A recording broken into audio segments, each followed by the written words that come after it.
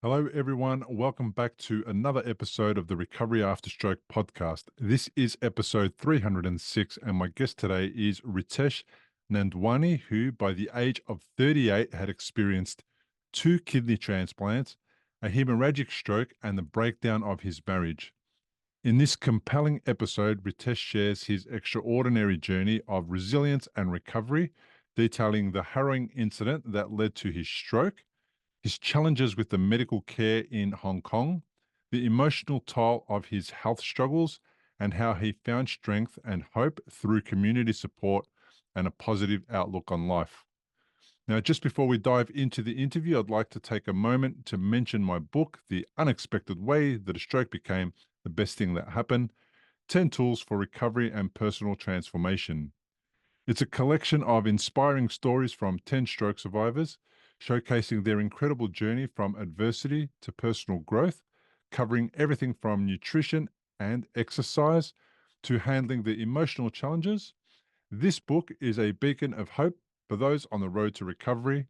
And for more information, you can check out recoveryafterstroke.com/book or simply search for my name, Bill Gasiamis, on Amazon.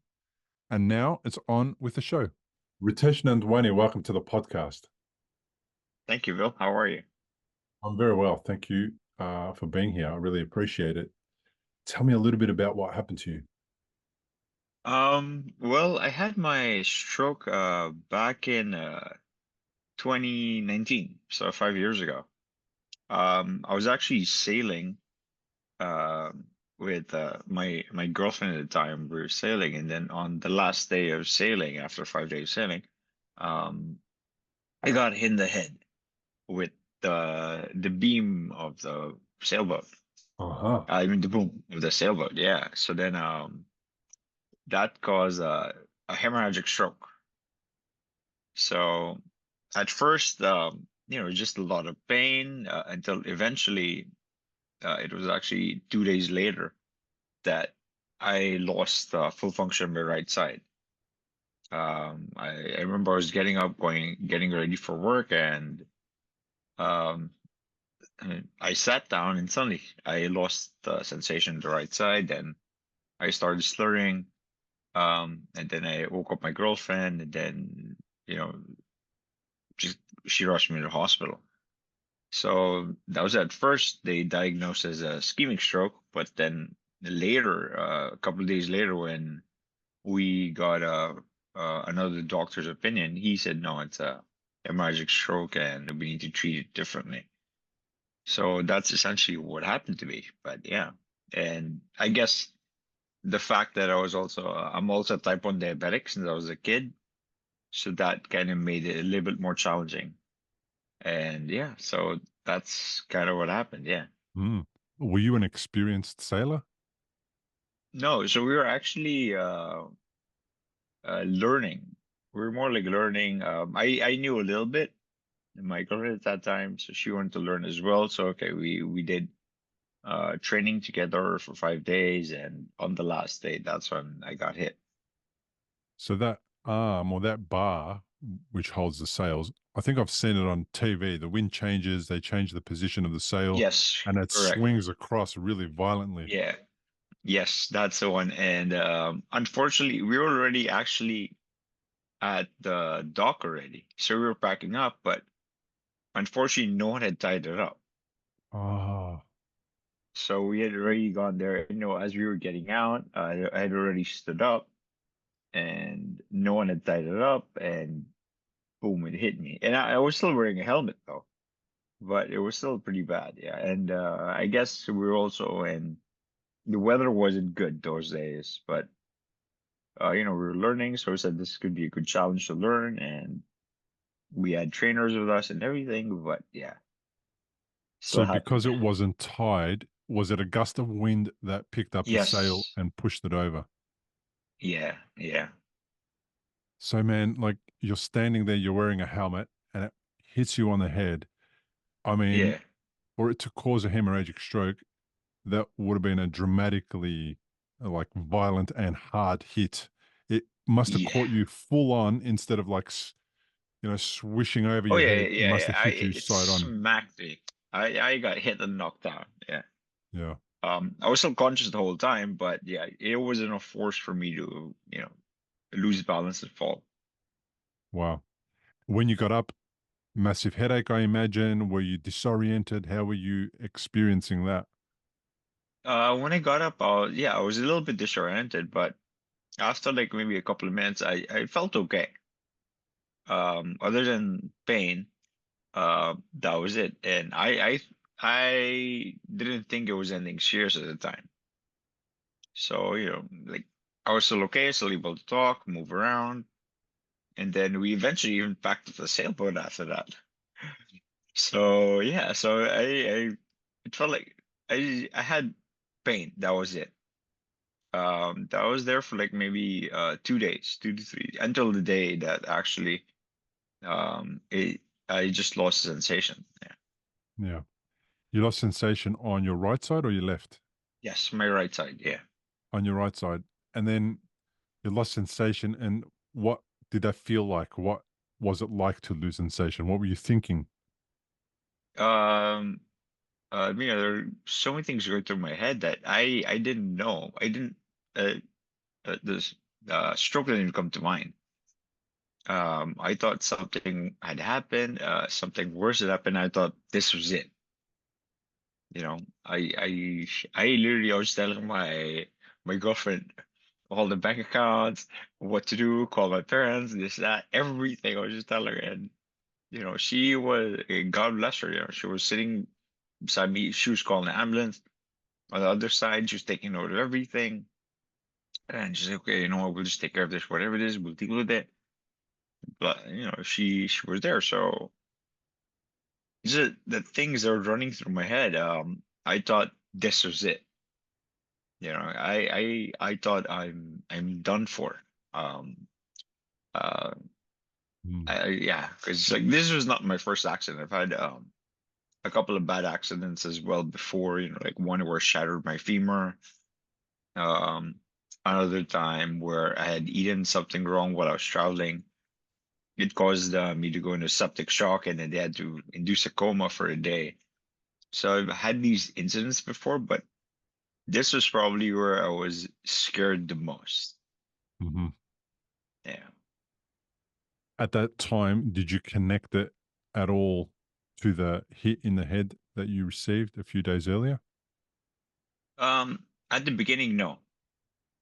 It was only later that, because at first when we got to the hospital, they didn't even do an MRI or a CAT. They did a CAT scan. They didn't do an MRI, and then they said, "Oh, it's a stroke." So that was it. Then another cousin of mine, whose mom had a stroke as well, so he suggested I go visit a private doctor because I was in Hong Kong at the time, and the system is a little bit different. So first thing is you did take you straight to a public hospital, and then you have an option to, if you're your own doctor or anything, that you have an option after a few days. So that's what we opted to do because things were not clear on what was going on, and my mom had flown in also to Hong Kong, and they were like, "Okay, what is really going on?" And no one's giving a proper explanation. So that's when we decided to get a second opinion. We went to a neurologist, and then he did a full body MRI, checking everything. Then he said, "Okay, it's a hemorrhagic stroke, and we have to do a different. It's a different way of dealing with things as compared to ischemic stroke." So then that's when they started, started going through that process. And then he said it's actually quite common. So, a lot of times they do misdiagnose ischemic instead of hemorrhagic, and the treatment process would be different. But he said as you do a proper MRI, you're not gonna figure it out. So, but that day he's like, let's just do a full body MRI, check everything, if anything else, if you do have any pre-existing conditions that could affect it. And I told him, yeah, I'm type 1 diabetic, and then I've also had a kidney transplant before that, like nearly a decade ago before that. So it's like, yeah, these factors will affect it. Like, but everything was stable. Sugar was stable at the time, blood pressure was stable at the time, everything else was stable. But yeah, that was it. So it was just a different thing for me. Yeah. And then it kind of occurred to you that maybe the hit on the head had something to do with it. Yes. Because he said he actually was a private doctor that detected that it seems like I had some trauma to the head during the MRI. So then he asked me, has anything happened recently? I told him, yeah, that well, this is what happened. Because that's what basically would have caused it because my hematoma was actually pretty large. It was 4 centimeters in diameter. So he goes, this could have caused it, and that's what we went with. Yeah. If you've had a stroke and you're in recovery, you'll know what a scary and confusing time it can be. You're likely to have a lot of questions going through your mind. Like, how long will it take to recover?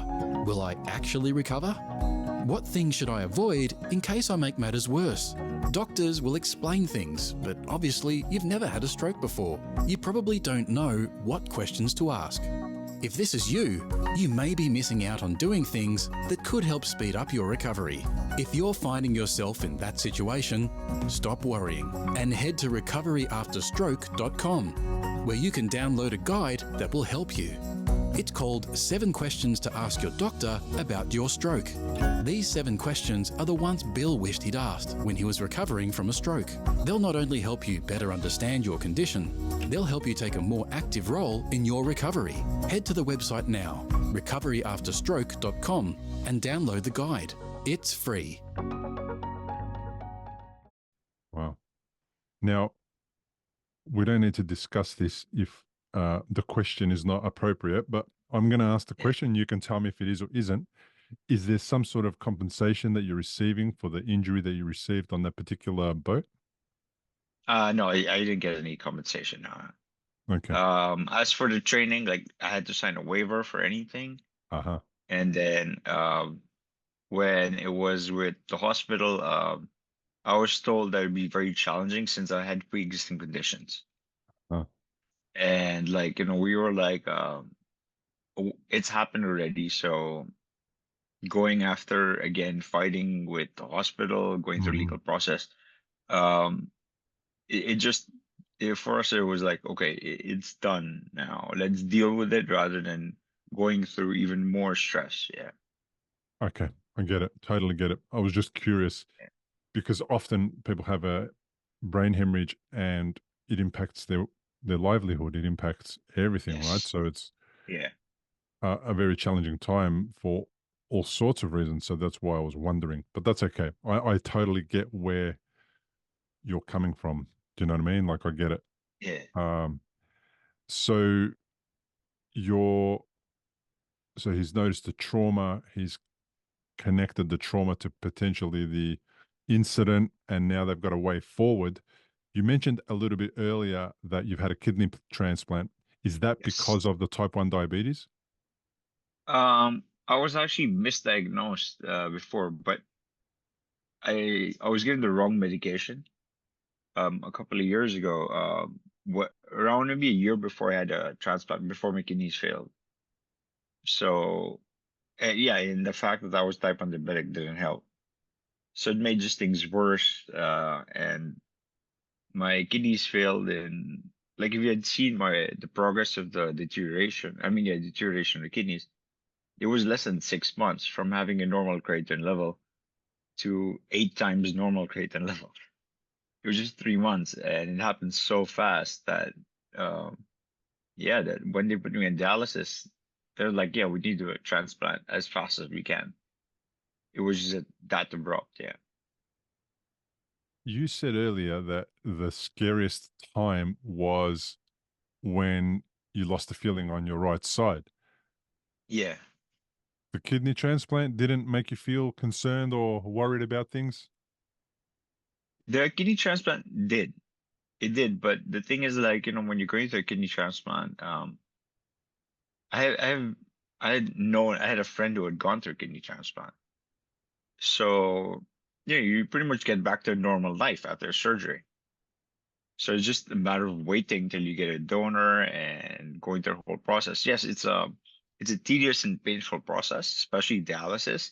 It just takes the life out of you and it kind of stalls everything for you. But after you've done the transplant, things do pretty much get back to normal. So that okay.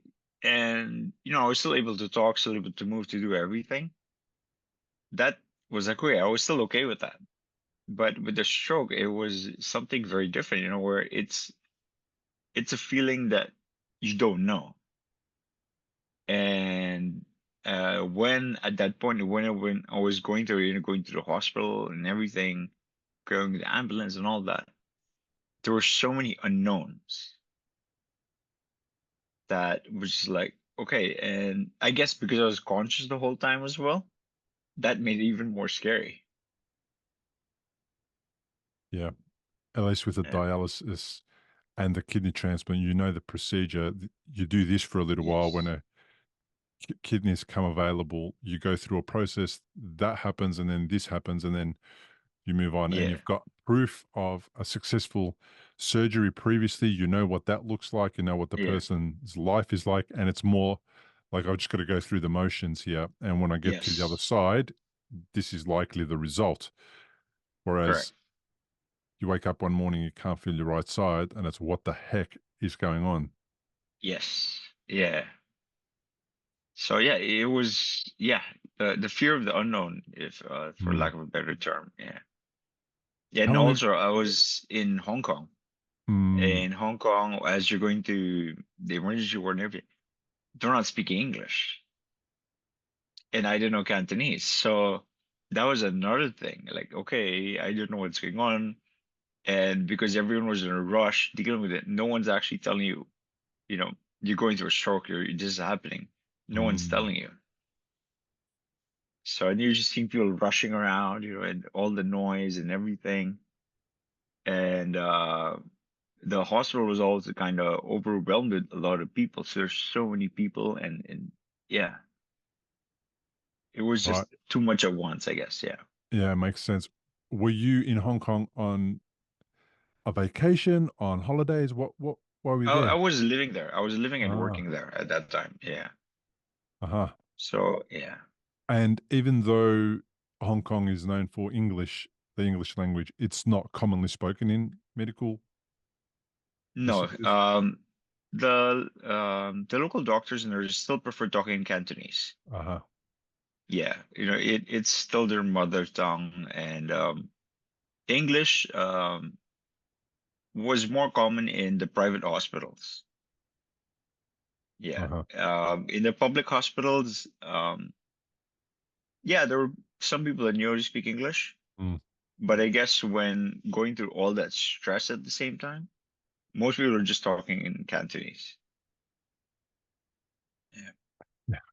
I can imagine what that'd be like. I was frustrated in a English speaking hospital in Melbourne, Australia here, Yeah. when they wouldn't speak to me about what was going on, and they Yeah. would keep me in the loop of my condition and the situation that I was in, and I was getting really frustrated. And they were talking to me in English every so often, but I still felt a little, this is not right. I feel like I need more information. You need to be telling me what's going on. I Yeah. need to know one way or another what's happening, so I can, instead of using my head to overthink things, I can just prepare for things, and Mhm. um, I can, I, I can sort of work out, what my role is going to be in all of this. I don't want to be passive and just sitting there Yes. and having you guys make all the decisions without consulting me.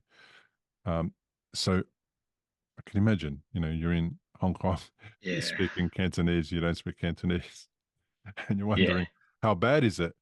Is it worse than it seems? Is it better than it seems? Correct. Yeah.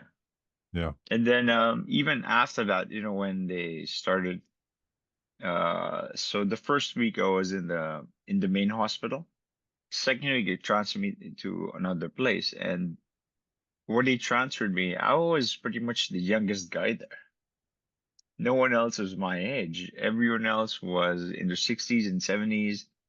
And I remember there were three of us in my room, and I was the only one who could actually still had function of my left side, while the other guy, like, he was eating through a feeding tube.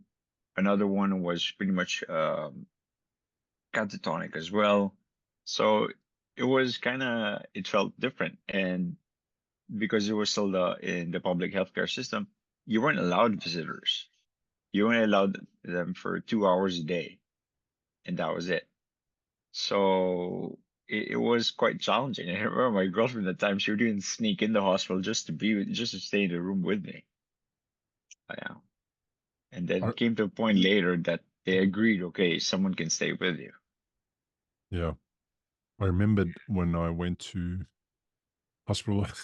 I remember when I went to hospital the first time, I was put in, because there was no beds, I was put in the spinal ward, and Okay. everyone there had a spinal cord injury, Yeah.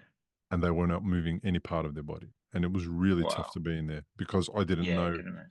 what extent, my injury was. Again, I had a Mm. brain hemorrhage, but I didn't know what does it even mean. I didn't know what a brain hemorrhage was before that. Yeah. And now I'm in a room with people who are spinal injuries, and it was really tough to try and come to terms with what I'm seeing and why I'm here. Uh, Yeah. a little while later, they moved me into another ward where there was other people who've had strokes, and that Okay. settled down my nerves a little bit and made it a little better. But Yeah. it was tough to witness those guys in the worst part of their injury, which just after it's happened, Yeah. and they were really struggling. So I know what you mean. How long all up did you spend in hospital, and how did they treat your injury? Um, so I was in the hospital, both hospitals total of 2 weeks. Um, it wasn't the advice of the private doctor that I leave the public hospital. So we took his advice, left the public hospital, then he was looking after me after that. So at that time we had stayed in a service apartment at first because my old place was not big enough to even accommodate a wheelchair. In Hong Kong, the houses are quite small, so it was a little bit more challenging. And we decided to get a service apartment for at least a month until we found another place that was more accessible. So your So doctor would come to your place where yeah, you were staying? yeah. So my service apartment was maybe just a block away, or less than even a block. It was just down the road from where my doctor's clinic was. Mm-hmm. So since my mom had already found my mom and my girlfriend at the time, they would take me to the hospital nearly every day. And but I what mean, did they? to the clinic as doctor. But was that kind of like just where you were staying so you can be nearby, and then you would go into the clinic and get treated? How did they treat it? What did they do to resolve the blood vessel that had leaked? Well, they didn't operate or they didn't do anything. Okay. So for that, they really required me more to rest. And then the first month they asked me pretty much not to do anything, just rest as much as I can, and to avoid stress. Then it was only after the first month that they start getting I started getting a therapist and tried to at least start moving. Yeah. Okay. So so they've noticed that your right side is impacted negatively, right? Yeah.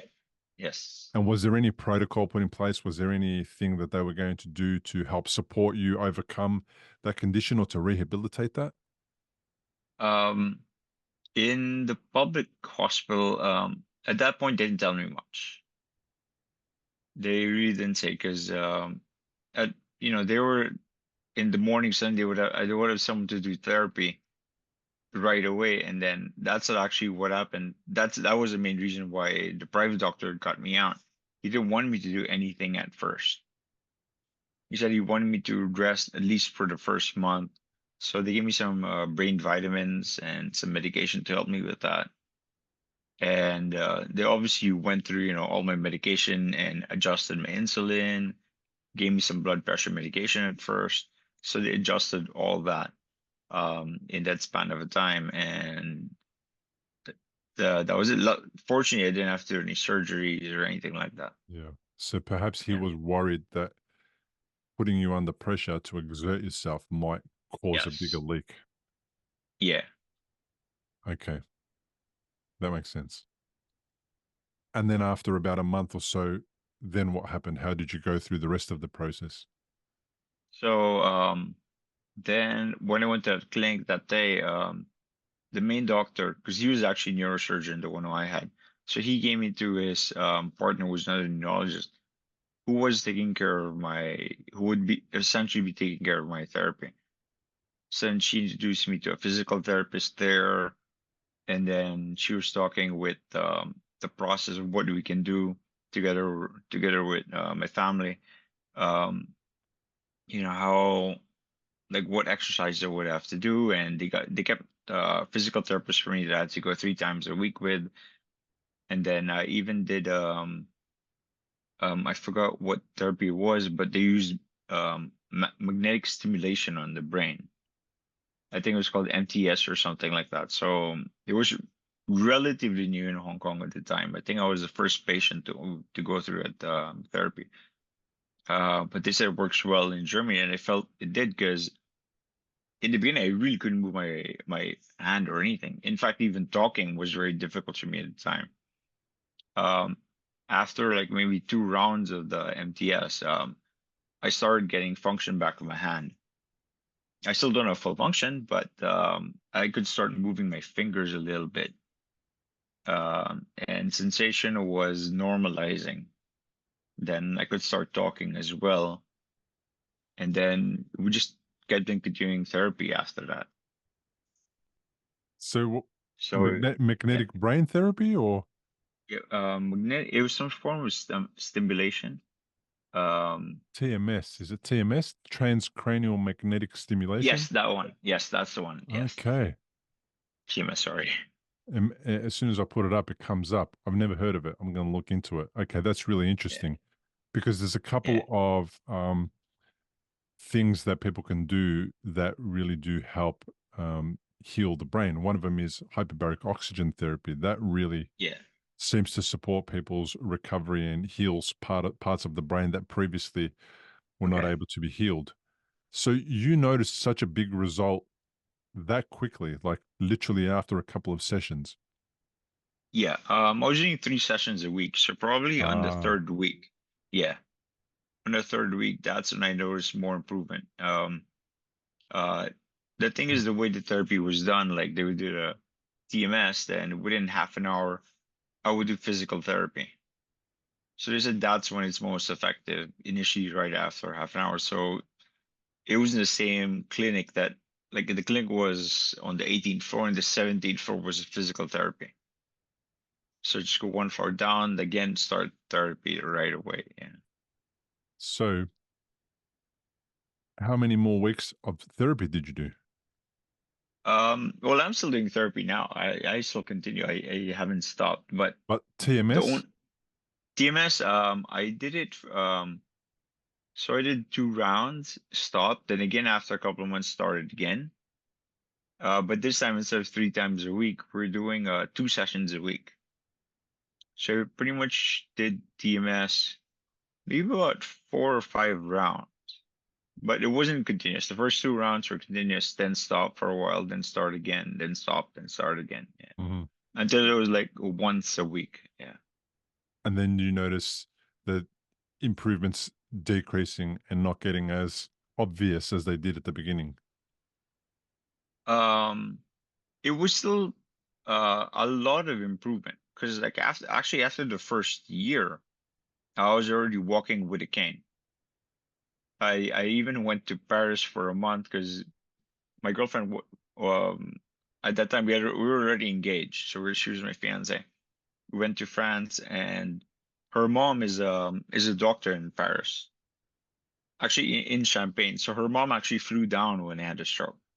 She came visit me, stayed with us for 2 days, then went back. And then when we went to Paris, um, she was like, "Okay, there's a very good facility center near where I stay." So I was actually there for a month, and I was walking without any aid at the center. Um, And unfortunately, this is March 2020, February, March 2020. Mm-hmm. And then since she was very high up in the medical board in Champagne, she was like, we might have a lockdown through the next 2, 3 days, and I suggest you guys fly back to Hong Kong. So that within the next 12 hours, we left Paris, came back to Hong Kong, and true enough, a lockdown happened. In Hong Kong, in the beginning, you were still doing continuing with therapy. Then when things got pretty bad in Hong Kong, all the therapy centers got shut down. Mm-hmm. They were all converted into COVID facilities. And this is where I really had a challenge. Like I had to stop therapy completely. And even before I was doing water therapy, aqua therapy, I had to stop that because even the pool in our building was closed. And if ever I would have to do any therapy, it would be done via Zoom, which became a challenge. I guess It's not the same. I don't. Yeah, it's not the same. And the challenge at that point was my therapist. Um, I think he kind of took advantage of the situation. He was doing Zoom, and he was having 4 patients at once. Already doing it via video is quite challenging, and then you're doing it with 4 patients at once. It was extremely challenging. Yeah. Yeah, yeah. So I guess at that point there were so many patients, but not enough therapists in Hong Kong. Yeah. Do you think that your time on dialysis and waiting for a kidney transplant and recovering from that, do you think that has helped you in your recovery from the brain hemorrhage? Um, well, during dialysis, while I was doing dialysis, trying to do therapy, that was extremely difficult because when I was doing dialysis, that day is pretty much gone. I couldn't move much. Therapy was just extremely challenging. Um, and then also the fact that at the same time, like I had already gotten married, but then a year later after my marriage, it didn't work out. I found out my wife was actually cheating behind my back. With a couple of guys, and then I was going to Dallas at the same time, trying to figure out therapy. And then, at that point, even work started becoming a challenge. Like, things are not going well for work. So then, and then I got the call, like things are getting quite expensive. So everything was going on. And at this point, we had already separated. So I was going through not only going through the stroke, I was going through kidney failure, the stress of work, and then I was diagnosed with depression after that. Of course, makes sense. Yeah. That's what I didn't realize that the kidney issue and the stroke issue were happening at the same time. I thought Yeah, the same time. kidney issue was way earlier. Yeah, so it already happened like about in the early 2010s, or Uh, I think even before that. the But in this dialysis time and the again, kidney failure, but the it happened transplant took again. a few. I went through a second transplant, so Oh it my failed gosh. again. A year after the stroke, it failed again.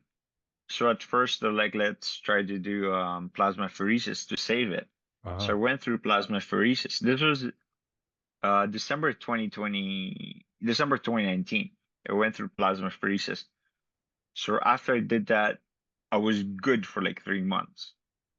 But then when I did a blood test while I was in Paris, that's when my mother-in-law, she saw it, and then she's like, I think there might be something wrong with your kidney. Looks like the plasmapheresis didn't work. So when I'd come back after, we got the call that things are now, we came back to Hong Kong. I went to my nephro, and he's like, maybe 2 weeks after I came back, he's like, yeah, we gonna start dialysis. So then we had started dialysis. Okay. Second round of Yeah, dialysis. So you knew what that yeah, was all about. yeah, yeah, And at the same time, you're recovering from the brain injury. yeah, Wow, correct. man. And when I started dialysis, he's like, you might need to do a transplant, but because they caught it very early, I had much more time. So we knew during COVID you can't do anything. So I was just waiting and waiting. So I was doing dialysis the whole time. Mm. And then at the end of 2020, um, my kidney, which had been transplanted before, started started going into rejection. So they're like, we're gonna have to do surgery now. We're gonna have to pull it out, and I'll be back on my old kidneys and continue with dialysis. So I went through that, and I was in Hong Kong going through that, and then late it was only so that was end of yeah they took out the kidney end of 2020. At this time I was already married, and then 2021 came, and that's when like I had significant weight loss. I was down to 45 kilos at the time, Wow, that and is nothing. yeah, and I usually weigh between 65 to 70. So I lost all that weight. I was skinny, extremely skinny, and you looked at me, I just felt sick. So 2020 for me was extremely challenging. 21 came along, and that was when I was going through again the work and the cheating and everything. So 2020 was even more tough than 2020. So yeah, That's too much for one person to have to go through all of the small amount of time that you went through it. yeah, So you were depressed. You were depressed, right? Like, no I was kidding. it. As if you wouldn't be. But what were you thinking at the time? Like, what's your mindset like? Do you know what I mean? Like, are you thinking I'm still going to keep fighting, or it's time to give up? How do you keep bloody fighting after all of that stuff? I was ready to give up.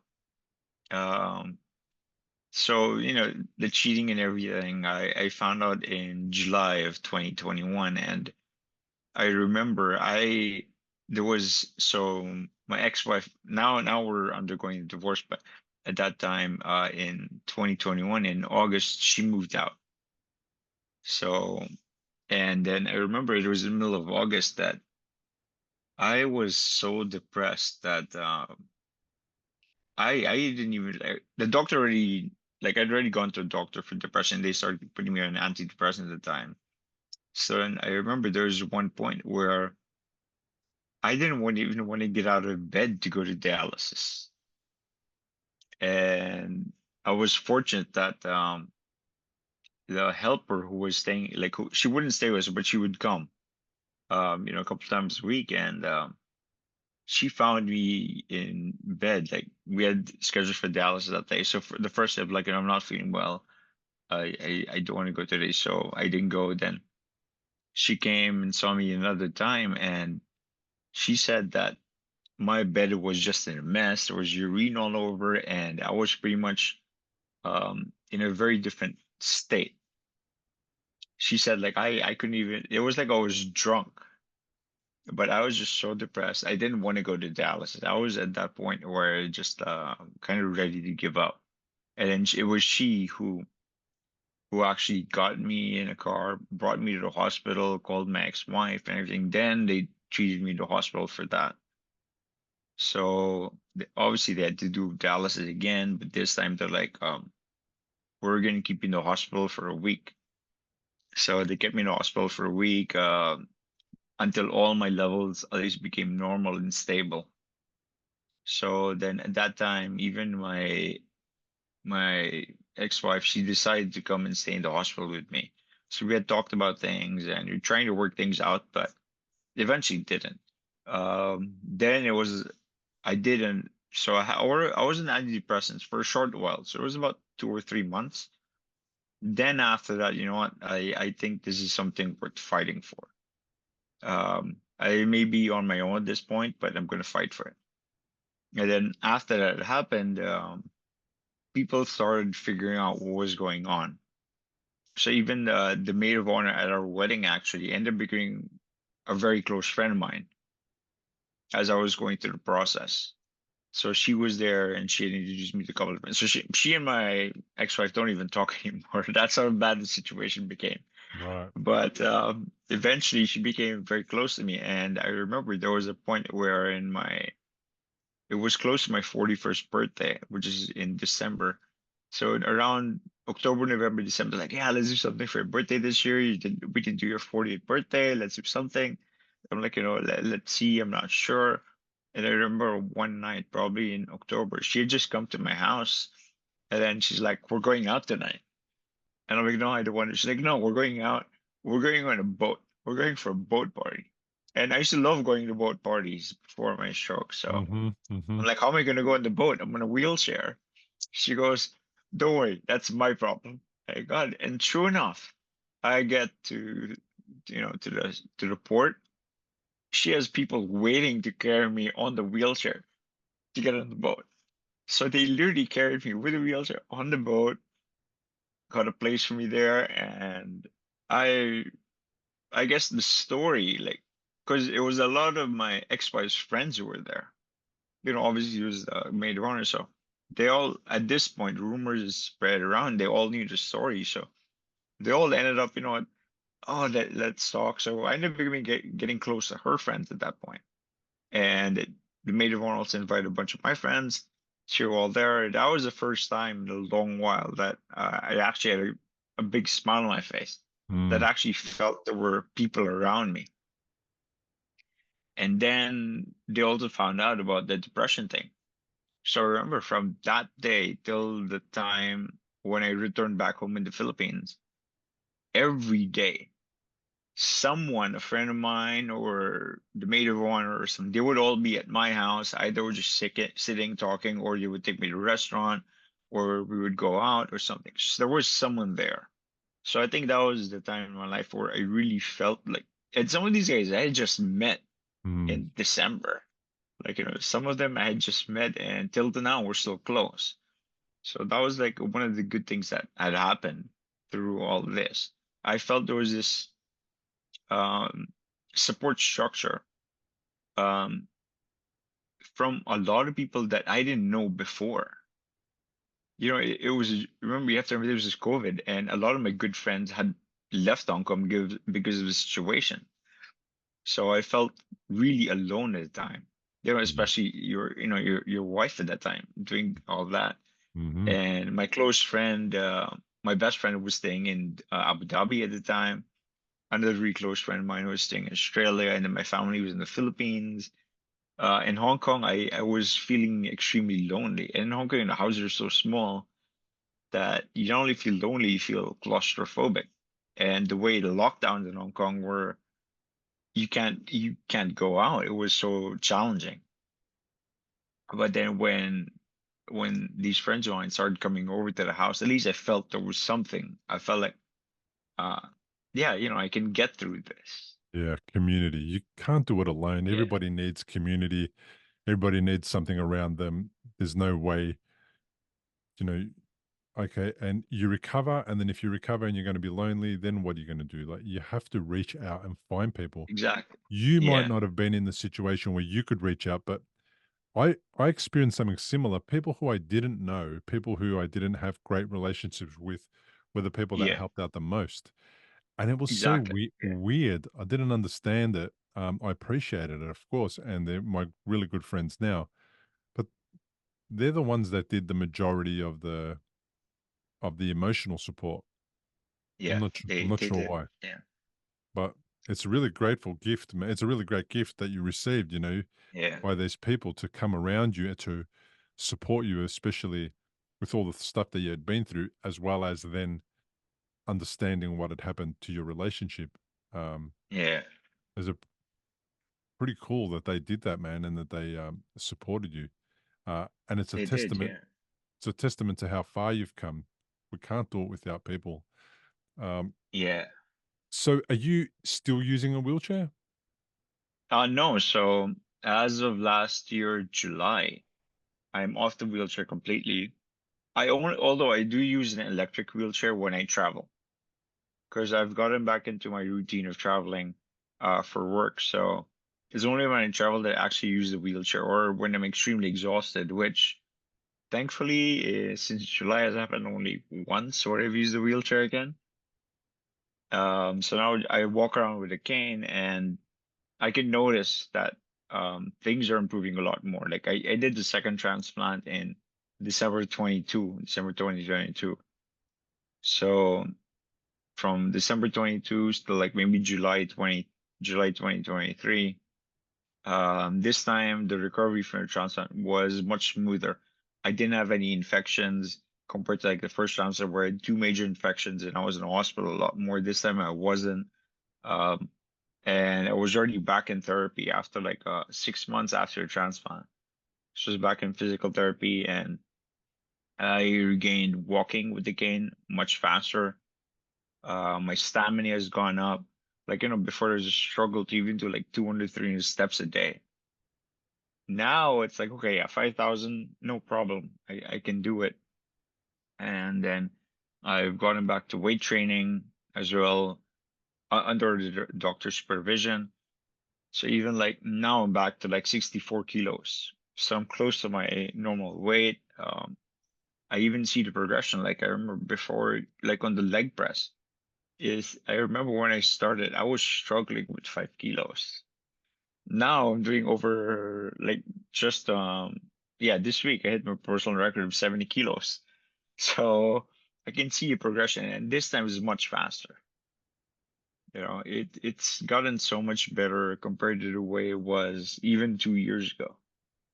Ritesh, I absolutely love your story, man. It's such a interesting story. The setbacks, there's a lot of them, and Yeah, a lot of people wouldn't manage to, overcome so many setbacks, and you've overcome yeah, them again and again and again. Um, a word comes to mind, like resilient. yeah. Would you consider yourself very resilient? Is there Yeah, some kind of yeah, a ingredient that's necessary to help you to be resilient? Clearly, community is. Like yeah, what else is there? I don't know. Like I don't get it because it seems like your life has been put on hold so many times because of all these yeah. conditions. You, I don't know. Like, give me a little bit of your philosophy in life. How do you grapple with all of the stuff that you've been through at such a young age? Okay, 38. Now, I know a lot of older people who are in their 80s and who go, "Oh, I've lived 80 years. I'm bound to Yeah. have something wrong with me. It's great that there's medical help. We'll just go through it. We'll overcome it. We'll get there." But at 38, I was 37 when I had my first brain hemorrhage. Yeah. And I don't think I had a philosophy that was very, at the beginning, right? That was very kind of encouraging and supporting of myself. And I couldn't Yeah. see the silver lining yet. There was no silver lining. So tell me a little bit about your life's philosophy. How do you get through life? Um, uh, I've had a positive outlook most of my life. I'm not gonna lie, but um, there were two times in my life where I've never felt more sad, more alone, more depressed. One was when my best friend passed away. That was when I was 25 years old. Passed away very young, spinal complications. He had it, and he had passed away. So that was the only time. That was the first time in my life where there was no emotion. It felt so numb. The second time was when I was going through all this. I found out about cheating and I was going through dialysis and everything. And that was another time where I remember as soon as I found out, I became numb. I couldn't talk. And I didn't tell anyone. I just went into this own bubble of mine and quiet. Then, it was like after a week that I started crying and started thinking this, but at the same time, I knew there was something wrong already with me mentally. So one of the first few things I did was I'm not going to call a friend. I'm going to look for a therapist. That's what I did. I looked for a therapist because I felt even if I tell my friends, especially about what I was dealing with my marriage, I knew they would say things about my ex-wife, which I didn't want to go through because I knew my ex-wife had her own mental problems, which I'd already known about. So I knew, I mean, or at least I felt that if we want to try to work on this, I need to stay away from that negativity. There might be my friends or whatever, but I know all of them what they're gonna say. They're going to You kind of support want to stay. you 100% and they're going to make her look like a Exactly. villain. Yeah. Yes. So at first I was like, I'm gonna go to a therapist. Look for a therapist. So eventually I went through 3 therapists until I found the right one. Then she actually helped me kind of sort things out. And then especially when I was going through depression, um, actually I met her after the bout of depression when I knew I was depressed. After the doctors been antidepressant. And this point when I had met her, I had found out. And then I was even trying to figure out now I was not only dealing with my issues, I was trying to figure out my ex-wife's mental state and her issues. I knew what she was going through, so For the purpose God of knows. understanding her. Yes, exactly. Yeah, And at this point, that's a great move. I love that because then you don't take it personally. yeah, and also at this point, like we were, or at least I was still trying to figure out if it could be safe. So I found a therapist who had I mean, the psychologist that actually written about that type of issue. I found him, tracked him down. He's a therapist from Tennessee in the U.S. I actually reached out to him, spoke to him, attended a 3-day workshop, trying to understand not only her, I try to understand her marriage and myself. So I kind of understood what we were going through, and um, in Hong Kong, it's like the way the legal structure is again would be like I had to wait 2 years until I could file for divorce. If at least one of us tries to file, if both of us agree, it'll be 1 year. But at this point, she didn't want anything, and I said even at the same time, her case on the average takes about 2 years till they try to go through that process. So I said, okay, this kind of synchronous 2 years. Um, I'll wait for 2 years. I'll try not only try to work on the marriage, but also work on myself. And yes, my ex-wife and us we're still talking at this point, and the topic of divorce had come out maybe once or twice, but not again. So it felt like there was still some hope. But it was only when so we reached 2 years in August of last year, and then I was able to fly out in November. So when I actually went to Hong Kong in November to sign the divorce papers, that's when actually I even told my parents. That was the first time I told them what really happened. Otherwise, they didn't know. My cousins started finding. Actually, there were a lot of rumors already in Hong Kong because the guy she cheating on me with, I knew him. Uh-huh. So that was the other thing. And then even now at this point, um, his friends found out. And his friends actually ended up becoming good friends of mine because they didn't like what happened here. It's such a small community over there, especially those that stayed in Hong Kong during COVID. Mm-hmm. A lot of us became close because most of the people, I didn't know the situation, but most expats left Hong Kong. So we ended up becoming this minority and we all knew each other. So when the cheating happened and everyone found out, I ended up got even more friends this time or more supporters with the whole thing. And it became kind of like, okay, now people know. And I had all these questions. So like now since I'm dealing with it, I'm okay with what has happened. Figured out. Now I start, anyone asks me a question, I'm not gonna hide it. I told them what happened and I tried my best to work on it.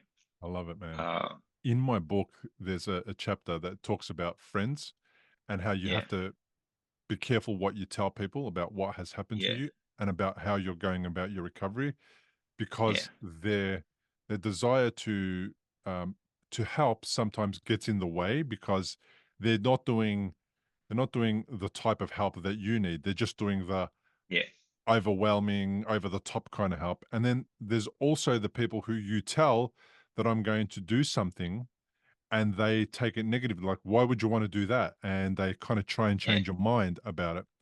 So I really make a point in the book to sort of say you need to hold your cards close to your chest and you yes, need to not tell a lot of people about what you're doing. And you made an amazing move there by keeping all that stuff to yourself.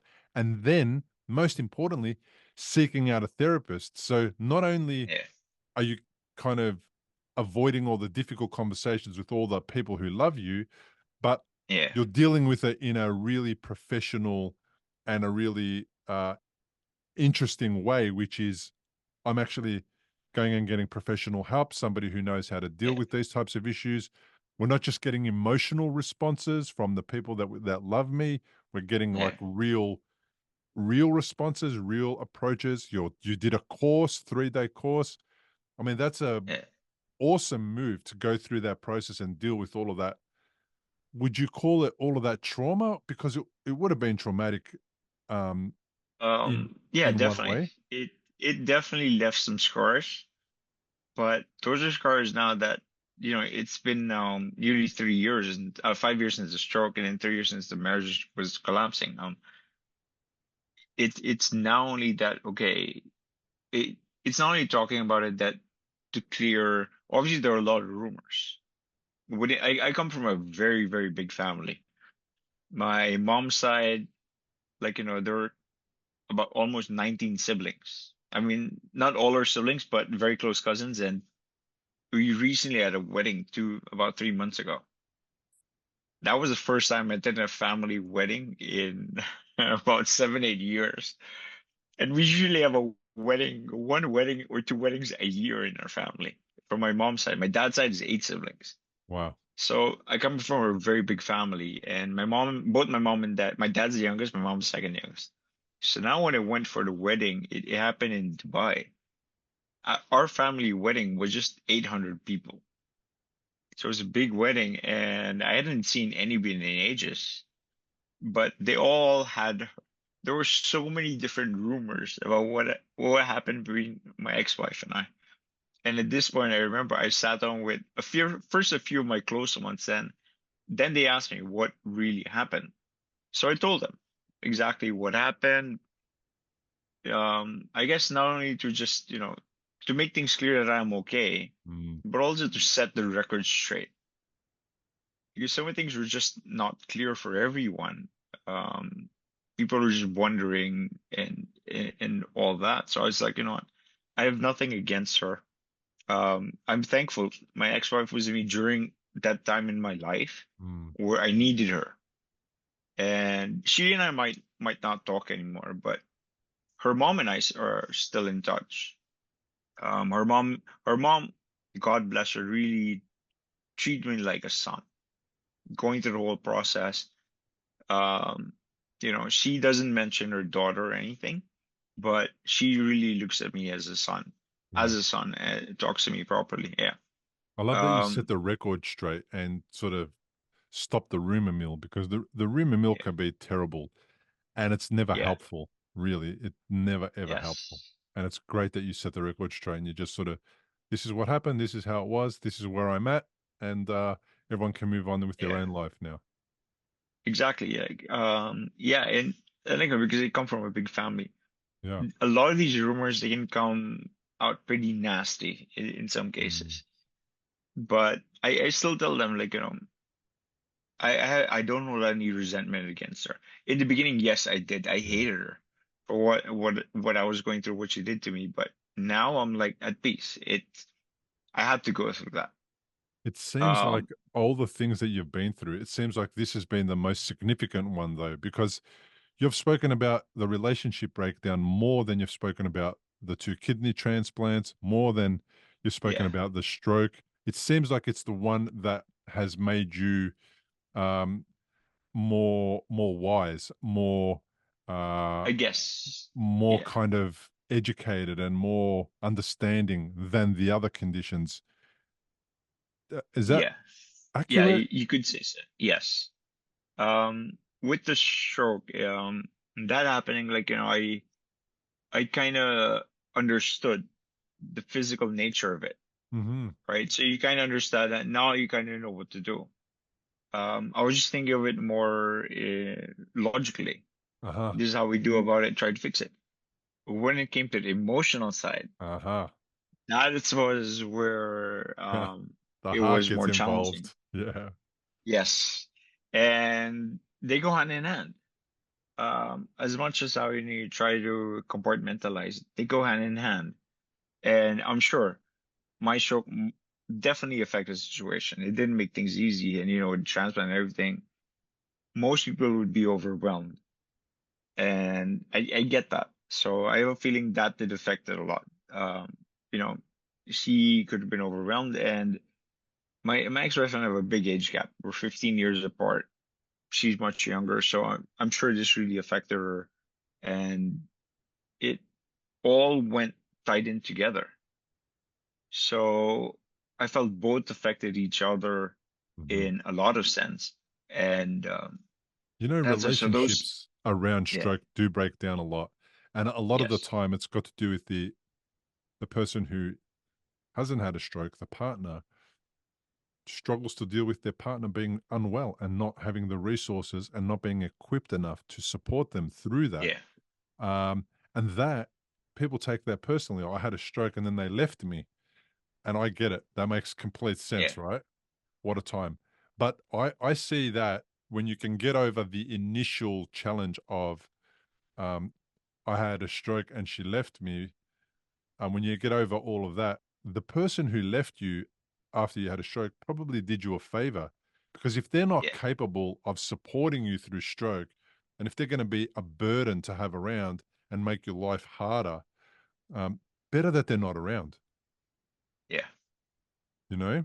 And as hard as that is, and it's emotional and it ruins a family and it changes things, it's such a bold move for somebody to make the decision to leave, because yeah, I'm not suggesting that everybody does, but it's such a bold move because they are probably going to make the stroke recovery worse by being around in a shitty relationship. yeah, exactly, yeah. It's like, just dealing with it now, going through the pain now, finishing it off, rather than dealing with it later. Yes, dragging it out and making it more Yeah, painful for longer. yeah, Yeah. exactly. Yeah. Unbelievable story, man. That's profound stuff that I heard from you today. Like, I really appreciate the fact that you shared that, that you were so open. Tell me a little bit about, what do you think the hardest thing about stroke was? Um, I think every stroke is different, and there's so many unknowns. Because, I've spoken with people who had strokes in my family. Like one of my cousins, he's had a stroke, um, fully recovered. My aunt had a stroke in 2006, and until now, she can't speak. Mm, So I've had these two people who I'm close with, and I see one who's completely normal, one who's not. Where do I fall in all of this? Now I went mm, through it. I was like, okay, what happened? Now where? Like even my cousin's stroke, I didn't know. He had told me, like, I met him probably 2 weeks after my stroke, and then he said, look where I am today, and you can get back on your feet. So there was a lot of hope there. And I was like, okay, now it's a broad spectrum. Every mm. stroke is different. So where do I fall in this, and where do I go here? So it's like an identity So crisis there, was there? yes, yeah. Hmm. And also during all this time, what I notice a lot of people is the stroke become the stroke defines you in a lot of cases. Um, but it was COVID that actually helped me with that. COVID helped me deal with that because, like, so in my work, there's a lot of meetings, and like before I was traveling a lot. Like within a month, I'd spend like maybe 6 days in Hong Kong. The rest of the time I'm traveling. So I'm always meeting people here and there. But in this case, because of COVID, everything was done via Zoom. I remember I did a 1 year. I was working with a venture capital fund in the US. I ended up finishing my MBA and everything. Nobody knew I had a stroke. In my MBA, yes, because I started my MBA in 2017, 2019 I was supposed to graduate. Other than my classmates and my professor that knew about it, anyone else that I met online, no one knew what I was going through. So that kind of like, it didn't define me as the guy who had a stroke or the guy who Mm, can't walk. It didn't define me anymore. And I kept that way. I didn't tell anyone until things started opening. When I met them, they're like, you're in a wheelchair. I go, yeah. yeah. They're like, what Uh-huh. happened? They didn't even that we've been talking with you for a year and we didn't know. Yeah. I'm like, I yeah. like that. I like that because it didn't become Ritesh, the guy who had a stroke. It's just Ritesh, right? Exactly. Yeah. Yeah, Yeah. I love that. What has stroke taught you? Um, the stroke is, don't never look at it as a wall that stops you. Look at it as a wall that shows you another path in life, that where you're supposed to go. Wow. That wall put down, maybe that's not where you're meant to go. It just shows you another direction. You don't look at it as a flat wall. Look at it as a wall which is kind of curved or, diagonal, that pushes you in another direction, where you should have gone more. That's And probably that's, yeah. So I've learned to appreciate things, definitely learned to appreciate things a lot more. Gone a different direction, and there's so many things that you value more now. Um, it. The stroke has done that to you. Did 2 kidney transplants make you feel that way? the second one did a lot. The first one, so I was always the guy who had a lot of adventures that I wanted to go to, I wanted to do, Mm, but never got around to doing it. mhm. I was always scared to do things alone. So after my first transplant, um, that's when I started figuring out who I was. And the first thing I did actually after my first transplant was I didn't stick around with the same group of friends that I had. The group of friends that I had in Hong Kong at the time, like they were the guys that um, most of them were married or getting married around that time. Some had kids, and with the guys that I used to hang out with, it'd be going to the same place every weekend, get wasted, and not do anything else. But I wanted to start meeting people, started wanting to try new things, and they didn't want to go. So like, you know what? I'm gonna just go around, go to Hong Kong Island, and just meet people. And I started meeting people that way. And the good thing in Hong Kong is a very transient society. So you can go say hi to someone. Next thing you know, they're your friend in the same night. And that's what happened. And at first I didn't believe that was possible, but it was. It was so much easier. Even built my confidence on Mm. talking to people. So just start going up to random people, or like we're talking something, we see, oh yeah, we talk, we start having fun. That's where I met a lot of my close friends. That, like I told you, like my best friends in Dubai, the close friend in Australia. So that was during that period of time where I started meeting people, and I opened up. Not only that, and then I ended up traveling a lot more, got to know myself even more. You're visiting new places, whether you're doing it alone or with a Mhm. friend or with a random person. I opened up. That's what the first transplant did. The second transplant, the stroke, that's where it kind of gave me another phase in life where I appreciated not only the new people, but the people who were always there that I may have taken for granted. Right. So Mhm. that's when I appreciated a lot more my cousins, especially. And you get back to your roots at the same time. Like you can imagine, I had left the Philippines in 2004, 2005, and I came back in 2022. So even like right now, I'm living with my parents. Although now I've started to travel for work again, and I spend 50% of my time in Dubai, but getting back to your roots, meeting my old friends. Like I remember even just 3 weeks ago, I met a friend of mine from fifth grade. We bumped each other in the mall, and we started talking. And in that past 3 weeks, we've hung out like maybe twice. I can And relate then, to that, yeah, connecting with your family and friends again and your roots. And yeah, I can relate to that. I've gone through that similar thing where, I just looked around and saw the people who have always been around and just let them know that I know that they've always been around, and I saw, and I appreciate them yeah, and I love them. And that was really a good thing for me to do. Like it was also healing, and it also made it, I think it was it was a good thing to do to let people know what I thought of them, because there was a yeah, chance I might not be around. So it was good to tell them. There's going to exactly. be there's going to be stroke survivors who have just had a stroke or a few years into stroke or whatever listening to this. What's Yeah. the one thing you want to leave them with? What do you want to tell them about the possibilities moving forward? A stroke doesn't end things. It can give you a new life. It's considered as a rebirth. Like even before my stroke, not only with my marriage, but even with my work, I was always doing something that I did enjoy, but I was always working for someone.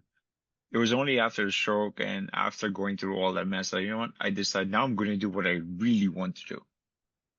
It is a struggle, yes, no doubt, but I feel happier and I appreciate things a lot more now.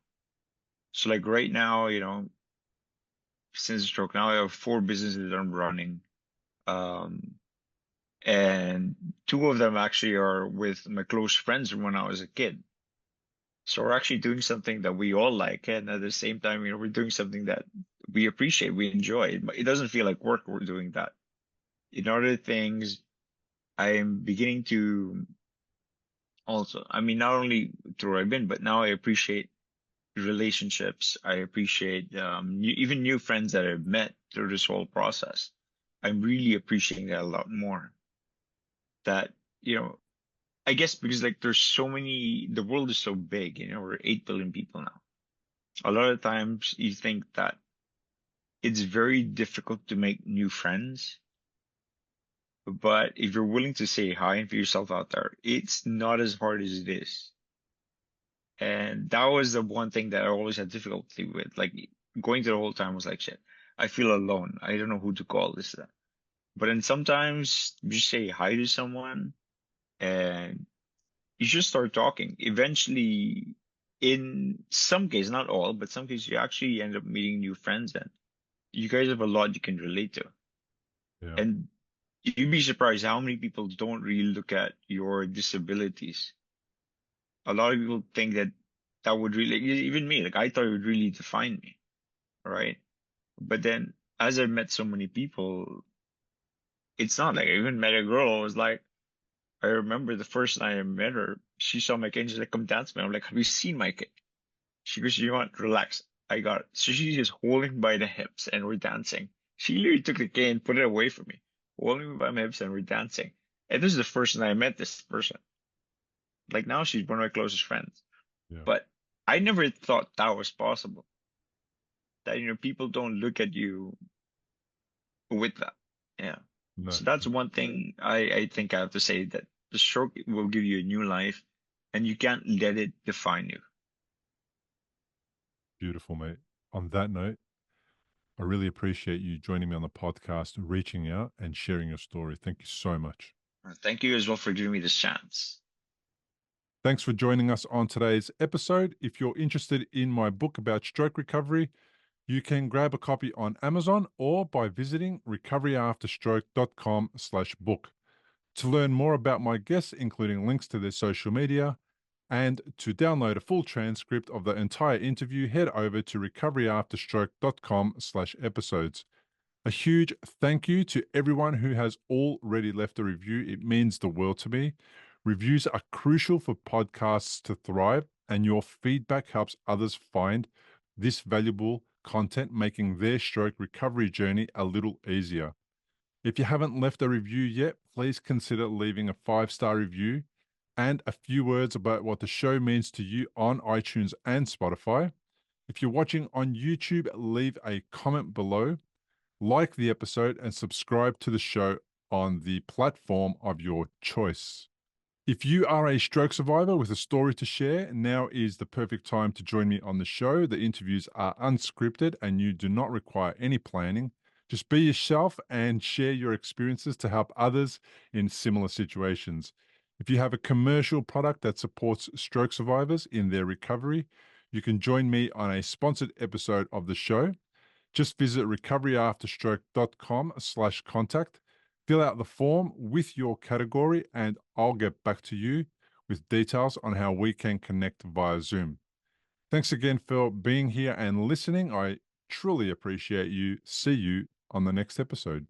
Importantly, we present many podcasts designed to give you an insight and understanding into the experiences of other individuals. Opinions and treatment protocols discussed during any podcast are the individual's own experience, and we do not necessarily share the same opinion, nor do we recommend any treatment protocol discussed. All content on this website and any linked blog, podcast, or video material controlled this website or content is created and produced for informational purposes only and is largely based on the personal experience of Bill Gasiamis. The content is intended to complement your medical treatment and support healing. It is not intended to be a substitute for professional medical advice and should not be relied on as health advice. The information is general and may not be suitable for your personal injuries, circumstances, or health objectives. Do not use our content as a standalone resource to diagnose, treat, cure, or prevent any disease for therapeutic purposes or as a substitute for the advice of a health professional. Never delay seeking advice or disregard the advice of a medical professional, your doctor, or your rehabilitation program based on our content. If you have any questions or concerns about your health or medical condition, please seek guidance from a doctor or other medical professional. If you are experiencing a health emergency or think you might be, call 000 if in Australia, or your local emergency number immediately for emergency assistance, or go to the nearest hospital emergency department. Medical information changes constantly. While we aim to provide current, quality information in our content, we do not provide any guarantees and assume no legal liability or responsibility for the accuracy, currency, or completeness of the content. If you choose to rely on any information within our content, you do so solely at your own risk. We are careful with links we provide. However, third-party links from our website are followed at your own risk, and we are not responsible for any information you find there.